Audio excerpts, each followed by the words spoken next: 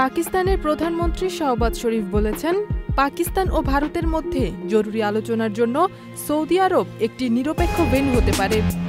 গত বুধবার নিজেদের সরকারি বাসভবনে বেসরকারি টেলিভিশন চ্যানেলের কয়েকজন সংবাদ উপস্থাপকের সঙ্গে আলাপকালে শাহবাজ শরীফ বলেন, কাশ্মীর, পানি, বাণিজ্য ও সন্ত্রাসবাদ এ চার বিষয়ই ভারত পাকিস্তান সংলাপের মূল আলোচ্য বিষয় হবে।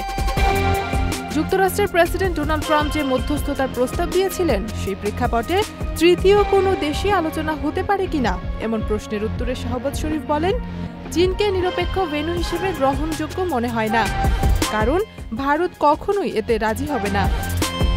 তবে আলোচনায় অংশ নেওয়া একজন ব্যক্তি পাকিস্তান সংবাদ মাধ্যম ডনকে জানান, প্রধানমন্ত্রী আশা প্রকাশ করেছেন সৌদি আরব এমন একটি তৃতীয় দেশ হতে পারে যেখানে দুই দেশেই আলোচনার জন্য একমত হতে পারে। কেসারের শেকড় থেকে শিখরে। ইথিলা কবির প্রমা, চ্যানেল আই।